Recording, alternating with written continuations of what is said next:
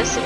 Welcome to an expanded Lorecast episode. I don't know if we're going to call this Lorecast or whatever we're going to call these, but is it Analyzed Lore Corner? Something like that?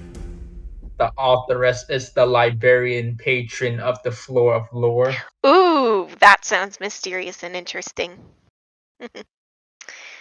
But yeah, we're going to sit down today and we're going to discuss some of the finer details of a story, which it has large encompassing parts to it. And so with that, we're going to be listening and connecting the dots, and I'm sure future story arcs together, um, in terms of how big this world can be, but also personal the development of the characters.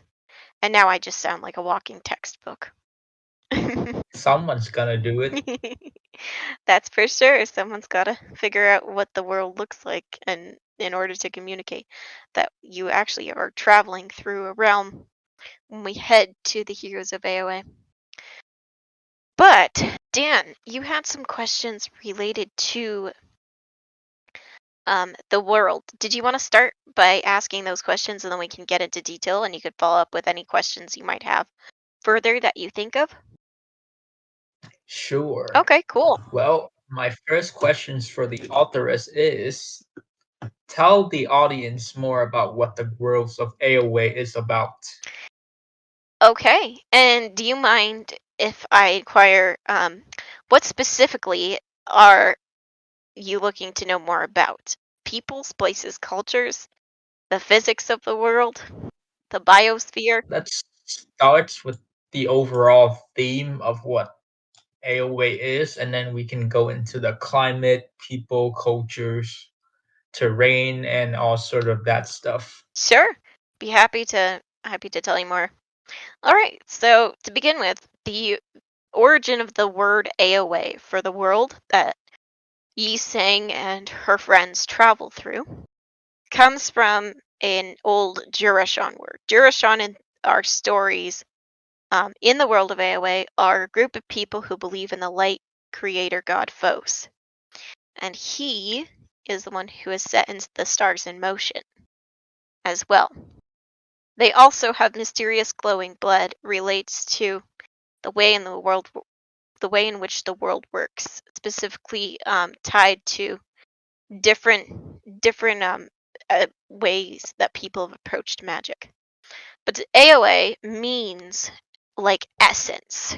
Ao means essence, and way is the faith of the Jurashan. When like they're walking in their ways of faith, it's called the way specifically, or the book of the way is. As if you listen to Heroes of Aowe episode 1, you'll hear mention of that. That is one of their primary things that kind of is in the origin of the name Aowe.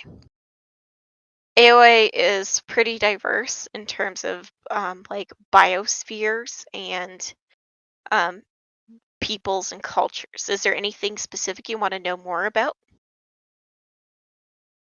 Yeah, you have mentioned before in your answers that the old versus the new and about how magic works sort of differently.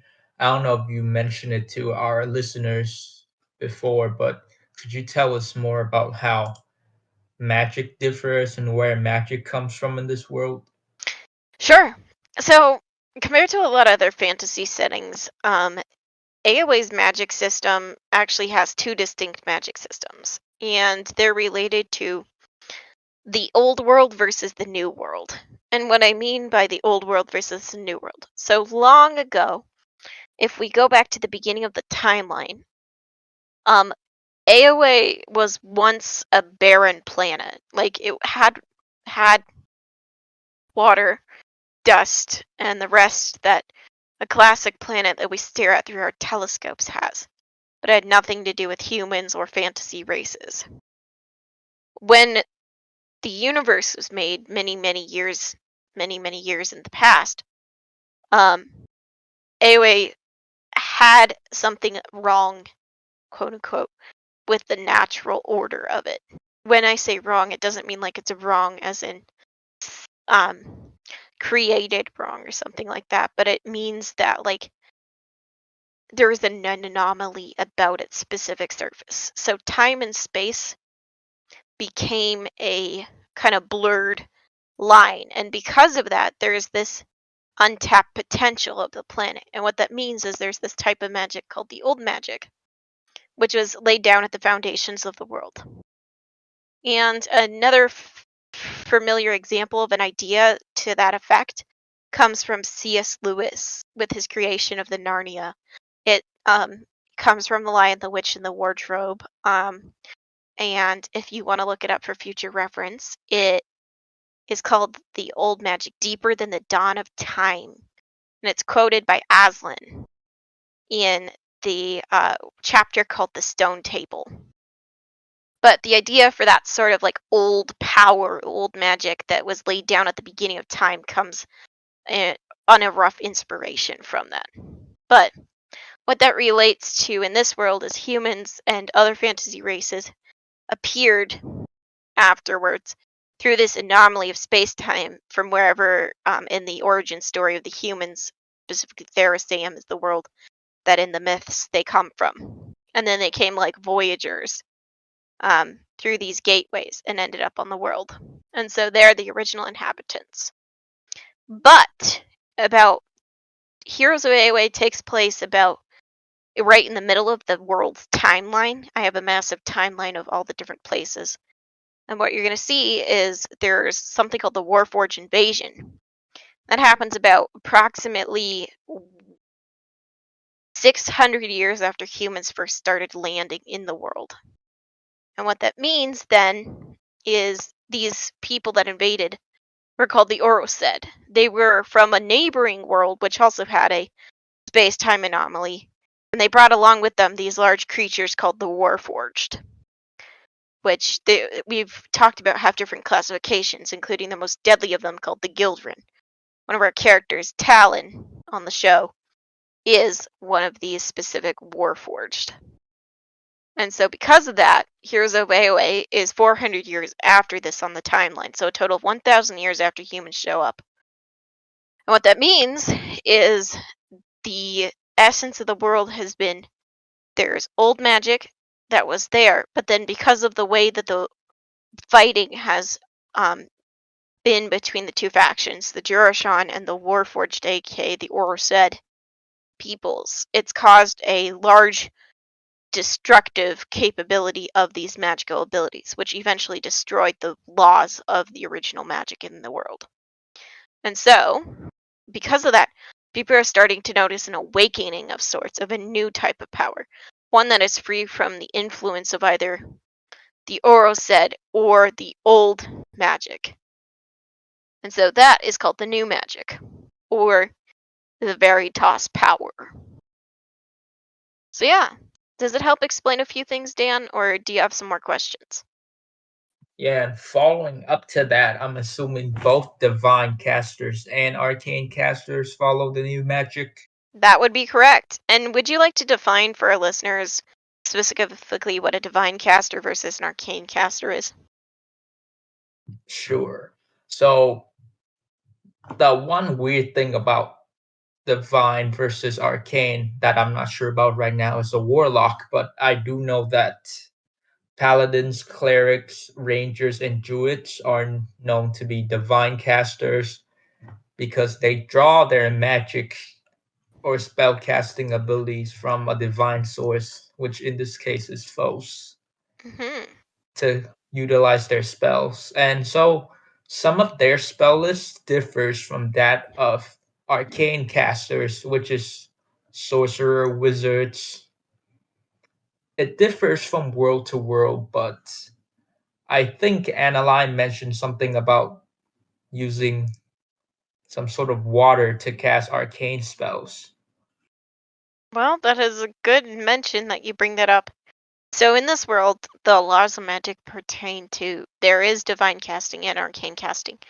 But one specifically refers to when you do divine casting in this world, you are and arcane both come from the same place. A power source, which is Phos, the creator of everything. But as well, there is, yes, waters involved in the different abilities. Not really real water, but like it's a metaphor for a vast sea of power known as the Sea of Magic. It's basically like this basically the untapped potential of the world. The idea of imagination becoming reality, if that makes sense. Not everything can be done because there are, of course, laws to the world's powers and how that is. But great many things can be utilized with this specific type of casting or specific type of like inspiration, divine inspiration. Does that make sense for you? Yeah, I have a question that came up just now, but let's say a wizard wants to cast divine spells but stay a wizard. How would that be possible? Well, it depends on how they're going about it. Now, if they're trying to cast a spell to, let's say, turn a house cat into a plant, that is going to be something that's more of a you've got to see what you're taking one thing and turning it into.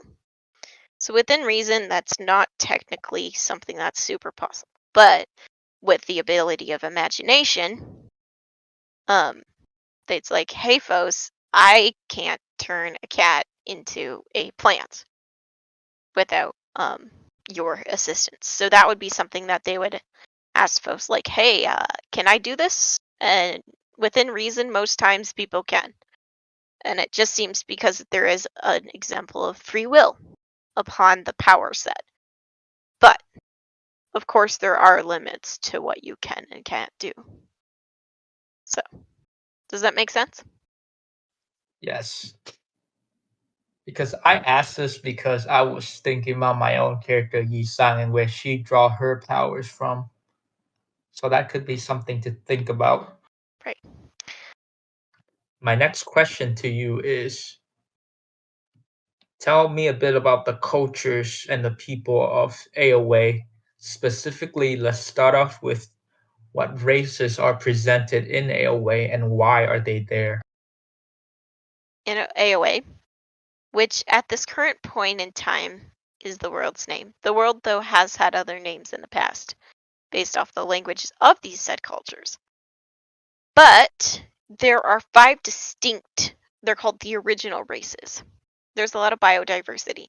And then there's subcategories of these. The first one being the humans, the Marian Fae, Plethora, and Jabreth. And then there is also dragons. And so these categories as subcategories have these. Humans under the human category are dwarves, halflings, gnomes. And they have a prolific presence everywhere on the planet as they travel faster and farther than most with their inventions and gadgets. They are too varied to list. Even though humans have great minds, they are always seeking something beyond themselves. And they always ask these 7 questions. Who am I? Why am I here? Is there a higher power than me? What is beyond death? Do I have a purpose? Why is there suffering? And why do I feel so alone? They're very thinker based and try to be logic based people, but of course they're also very creative. Dwarves have metallurgy as part of their traditions. Halflings are clever and quick witted, and humans are as diverse as any one different jewel with a different facet. And then, of course, there's other humanoid cousins of theirs, but those are the kind of primary human. My only questions with humans is are there more outside of these categories that would be considered human? That's a great question. And for lore purposes, if you want a big spoiler, we could get into that, but I think for our listeners, we shouldn't spoil anything. So the answer is potentially. Go ahead. Okay. The Marian Fae are subraces. They're one category, and their subraces specifically are elves, half-elves, Elswith, Aratoria, and Fairy. And they are the second most prominent races on the planet. Their characteristic religion embraces all knowledge is valuable, and it tells them Their life's quest is to find and preserve all the knowledge they can. They are also most of the time noted within the realms as wearing richly embroidered garments, and the females tend to have tattoos on their foreheads. They all and on their chins, hands, or shoulders, and it's just a sign of beauty. Usually they're like um related to like wood like floral patterns and stuff. It's a distinct thing that they have as part of their cultural backgrounds. And this is like the elves specifically have this. Some fae and others as well too. But they are all varied in appearance, and they have anything from like yellow cream colored skin to bright cobalt or orange eyes. And their skin also may be jewel tones, like the gemstones of the world. Also, they tend to reverse age. What that means is they were born with white hair and their hair turns darker as they get older. Categories as well? And if so, what are the differences between the drow and the normal elf races? That's a really good question. So they're known as the Dusk Elves within the Aeowean universe. I guess, well, technically it's called the Allegory Saga, but specifically they're known as that Dusk Elves. And they do live in sheltered groves of trees, deep in forests, or deep in caves near like hot springs. And that's like their primary hidings or living spots. But they are in there. So as again mentioned, the peoples like the Elvish Fae or Oratoria, which are basically just larger sized. They're like a mixture of elves and fairies and humans. They have elf-like features with large wings like fae, but they're metallic in colors. And then their characteristic in the way that they think is very much like a human, like asking those 7 questions. But the drow, which are in 5E's universe, kind of like these, they're called the dark elves, but because they have like a tendency to be evil. They do exist in this universe, except for they're not like inherently evil, if that makes sense. It's just the way their culture might be, or they might be raised. In this world, though, they are just traditionally called the Dusk Elves. So they don't really have an evil connotation, if that makes sense. What are other races of species that are in Kawaii? Yeah, that's a good question. They're called plethora, and it's plethora in this world means there's many of them. But they're also very, very unique in their look. They are the interdimensional subraces. What that means is they have ancestors possibly from other worlds within the Kawaii and I guess you could say planetary systems. They're not aliens, but the interdimensional subraces of plethora are Genasi, Tritons, Owlin, Harrigan, and others. And they're diverse as humans, or the humanoid-like species, or more so, with rainbow skin tones, and their eyes are also very rainbow in color. Most have bony growths instead of hair and as colorful as their skin and eyes, sometimes more than one color. They do have one feature that the other races do not, and it is the gift to flex and contort in all manner of almost impossible positions. Reason why? As an example, Howie, our resident Genasi on the team, has skin that looks like it's literally made out of water. I know Aaron on our team, the mysterious, he knows he's part elf, but he doesn't know what the other part of him is. Or he thinks he might be something.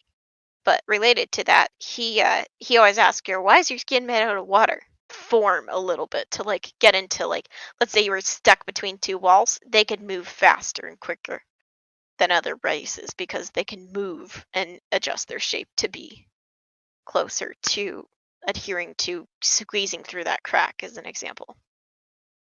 But And you mentioned that there are dragons and another type of race.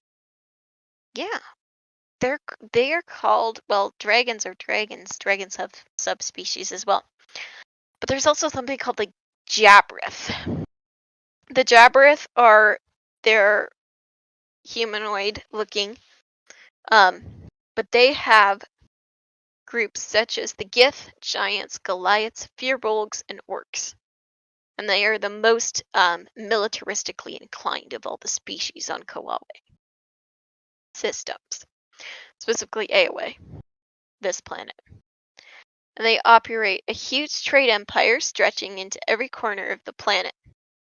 The Jabbereth are some of the best leaders for government since they possess gifts of an oratorial and logical nature that the other races don't.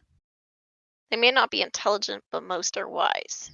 Not every Jabbereth is defined, though, by the fact that they are less intelligent. Some are very intelligent. And a lot of the times, the females and the males of the different species they have spines on top of their heads in place of hair. And they also wear lots of crests, like headdresses and stuff. They have either gray, blue, or green skin and blood-red lips, which makes their appearances tough and imposing. The blood-red lips a lot of times comes from the way in which they have traditional dress or their cultural uniforms and stuff. More terrifying, well, when you're fighting on a battlefield, well, more inclined your people that you're facing will run away. So they go for intimidation. Speaking of dragons, how magically inclined are they? Well, here's the interesting part about dragons. They're very in tune with the old magic, the old power. Meaning they themselves come from places where power seems to seep into the very core of who they are. But this new mysterious power called the Veritas power, dragons don't really have access to it. They can use magic of their own accord, but this new power, which is not even related to the sea magic, which is the old magic, perplexes them. But they have subraces called the Drowl, and they are basically a cross between an owl and a dragon. They're pretty adorable. They have bird-like faces and scaly bodies with feathery wings. And then there's the Dragonborn, which are like two-legged versions of dragons, but no wings.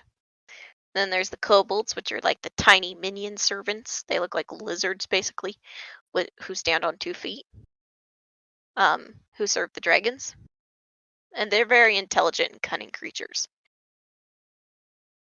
They are the rarest people groups on Aeowe. And some of the most developed as they live a long time, up to 500 years a lot of the time. Most of this race can fly, or these races can fly, except for the Dragonborn and the kobolds. And their bodies are various shapes and sizes. They have hard armory skin like scales or leather on the outside, and they're like cartilage. A coating much like if you look at your fingernails, Daniel, you'll see that smooth, sort of hard but flexible look to your nails. That's what the dragon's scales are like. And they speak a complex language and only seek to use the common language when they're talking to humans or other fantasy races within the Aeowe planetal area. And they don't really have the ability to do stuff with their facial expressions. But when they do, they try really hard. And sometimes they can use sign language as well to communicate their point if they don't speak common very well. Yeah, those are just a few examples of things that exist within the Aeowe planetary area. Okay, well, my next question delves into more of our faith because this is a Christian D&D podcast, and we pride ourselves, or I shouldn't say pride ourselves, but we are one, which makes us differ from other podcasts, if that makes sense. Yeah, it makes sense. We are here not to like create like a exclusive only space. We would love and welcome all sorts of listeners. So if you have questions about Christianity, we're always happy to chat with them, like about them and with the idea of them as well. But yes, we're coming from a Christian worldview in terms of like our story writing. We're not creating a podcast that, let's say, a middle schooler couldn't listen to, if that makes sense. And my next question sort of reflects that. So, how is Aeowe connected to the Bible and more extensively to God and our faith? Yeah, so if I mention, I don't know if you caught my mention of Phos, creator god, in the beginning, but in this world, there's not multiple pantheons of gods or goddesses. Um, there might be cultures who have um, those as their like gods or goddesses, but like the real active person who actually gives like power to people, gives the ability to do things, or in some cases, like really powerful expressions of glory or miracles to happen, is only Phos.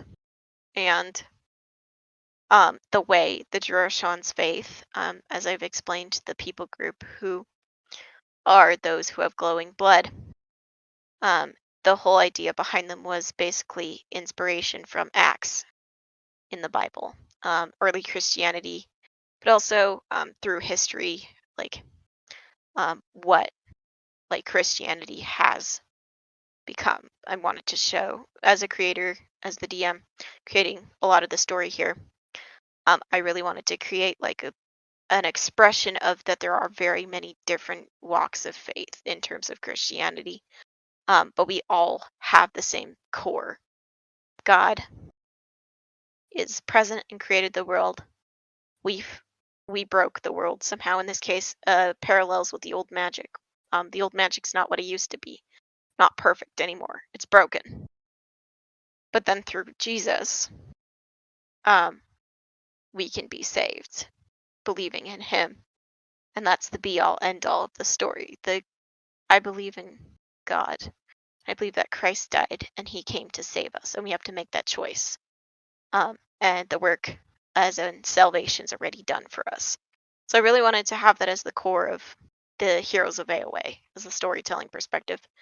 And for further reading purposes, like in terms of the creation of like the Jurashan, but like also the idea of like um, faith and a mark of your faith. That was the idea of like the Jurashan having different colored blood and with different giftings of people that relates to like people's gifts for serving the kingdom of God.